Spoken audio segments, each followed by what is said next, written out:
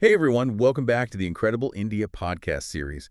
Hello, and welcome to the Deep Dive. I'm Sam. It's great to be here, ready to dig into, well, a really captivating journey with you all. And I'm Taylor. I'm looking forward to helping us navigate through the details and pull out the key insights for this deep dive.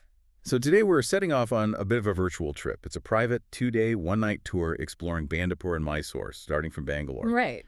And our mission here, really, is to give you a kind of shortcut to understanding India's amazing wildlife and its incredibly rich royal history, all based on the info we've gathered.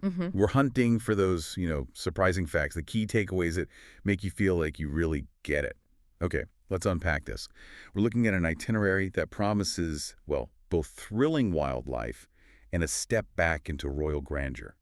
It's a fascinating mix, isn't it? You get these two very distinct sides of India, two really profound insights, all packed into one short trip. That's a great way to put it. Let's start with the wild side then, Bandipur. The sources mention it used to be a Maharaja's hunting ground, which is quite an image. But what's the story today? Well, that's what's remarkable. It's completely shifted from that history. Today, Bandipur is this thriving wildlife reserve. It's a key part of the Nilgiri Biosphere, which is actually India's largest continuous stretch of protected forest. Wow, largest. Yeah, largest. So hugely important for conservation, globally even. It became a tiger reserve back in '74 under Project Tiger. That was a massive step for India, protecting its heritage, A real commitment. Definitely. So seeing a tiger there, it's not just exciting, it's sort of a symbol of that conservation success. That's quite a legacy. Yeah. And speaking of tigers, what sort of wildlife encounters are we really talking about here? It sounds pretty special. Oh, it really is. The sources say it's a rare chance to see several endangered species. Think majestic Indian elephants, those impressive gars, they're like giant Indian bison. Right. Really powerful. And of course, the tigers. Everyone hopes for a tiger. But also sloth bears, mugger crocodiles basking by the water, Indian rock pythons, Goodness. even four-horned antelopes, jackals, and holes, those fascinating Indian wild dogs. It's incredibly diverse. That list is amazing. So how do they structure the safari to actually help you see all this? Is it just luck? Well, luck plays a part, always with wildlife, right? But the tour is designed very smartly. You get 2 safaris, one afternoon, one the next morning. And they take you through different zones, forests, wetlands, prime habitats. But the real kicker, you stay in a forest lodge inside the park. Inside. That sounds incredible. Yeah, it means the immersion doesn't just stop when the Jeep tour ends. You're right there hearing the jungle sounds at night, maybe spotting something from your room. It extends the whole experience. That must be the real aha moment people talk about, being truly embedded in it. Exactly. That's what comes through in the reviews. People talk about the raw, unscripted moments, like Jessica Peters mentioned seeing a tiger walk right past her Jeep. No way. Yeah, it happened too fast for a photo, she said, but it was the moment. Others just loved seeing, elephants, monkeys, wild boar, deer, just living naturally. It's that unmediated connection. It's funny, sometimes the best memories aren't the photos, they're just burned in your mind, right? It becomes your unique story. Totally. Though, just for balance, one reviewer, Wyatt E., did mention the traffic back to Bangalore was a bit of a bummer. Reality bites. Yeah, but the safari part, God. consistently rated as unforgettable. That makes sense. Okay, so from the roar of the wild, the itinerary takes this really interesting turn, doesn't it? Into total grandeur Mysore Palace. That's quite a shift. It's a brilliant contrast, really shows India's diversity. Mysore Palace isn't just big, it's described as truly majestic, embodying the whole era of the Mysore Maharajas. Right. Architecturally, it's fascinating. It's built in this unique Indo-Saracenic style, which is basically this incredible blend. A blend of what exactly? Well, you've got Hindu elements, Muslim influences, Rajput details, and even some Gothic touches in there. It's not just mixing. It's like India absorbed these influences and created something totally new and unique.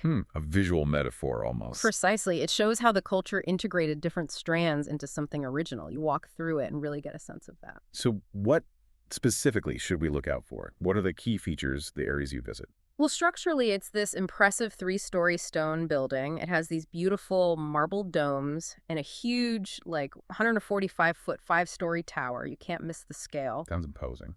It is. And the guided tour typically covers key areas like the public hall or Durbar Hall. That's where the Maharaja held court. Then there's the private hall, a really interesting dolls pavilion. Dolls Pavilion. Yeah, with dolls from the 19th and early 20th centuries.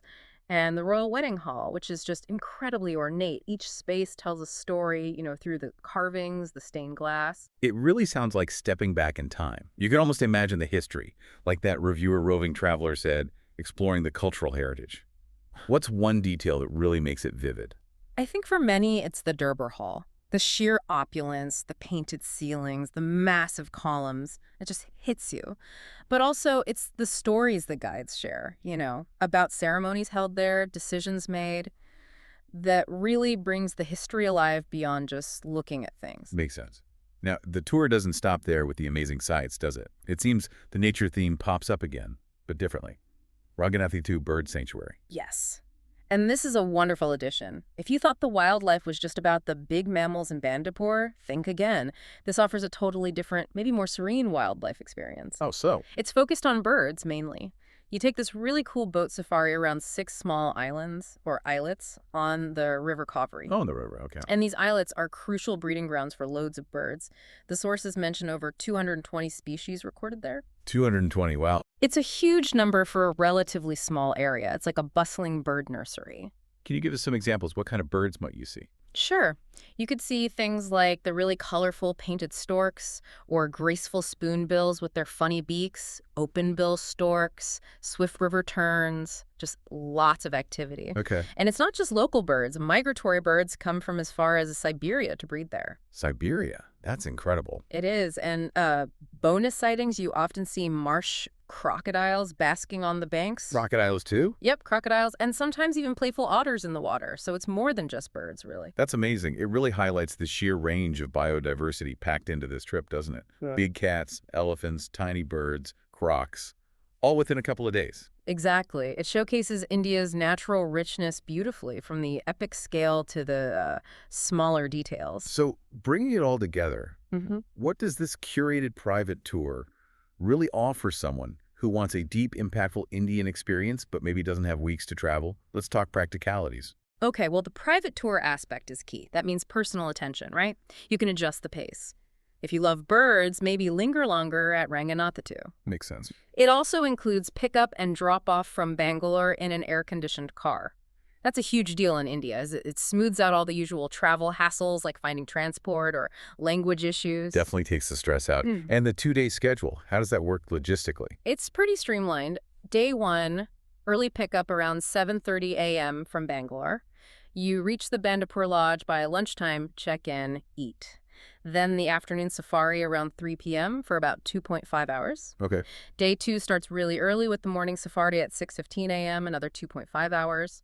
Then after that, you head straight to Mysore Palace, then the Ranganathitu boat safari, and finally back to Bangalore by evening around 7:30 p.m. That is packed, but sounds incredibly efficient. Does the tour price cover most things? Yeah, it's quite comprehensive. It includes the private car, your guide, all the site entrance fees, the night stay at the Bandipur Lodge, and all your meals while you're at the lodge. On the cost. It varies by group size. So for 4 or more people, it's Rs. 22,300 per person.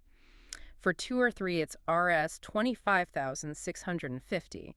And for a solo traveler, it's Rs. 34,750. That flexibility is good. It seems like people really value this setup based on Yes. the reviews you mentioned earlier. Hugely. That 4.9-star rating from nearly 800 reviews is really telling. People consistently praise it, and a lot of that praise focuses on the guides. The guides are key. Absolutely crucial. Names like Mohan pop up, described as kind, knowledgeable, accommodating, educational. Another guide, Dev Vecker, was called knowledgeable, courteous, and fun. That personal connection with a good guide transforms the trip. It's not just seeing things, it's understanding them. That makes such a difference. And I think I saw something about community impact, too, that the company supports locals. Yes, and that's really important, I think. They make a point of training and employing local guides. Right. So it's not just providing jobs, it's building skills and ensuring the money spent on tourism actually benefits the local community. Those travel dollars stay local. That's fantastic. It means hiring local naturalists who have that deep generational knowledge. Exactly. It enriches the experience for the traveler, too, while supporting the people whose home you're visiting. It's responsible tourism in action.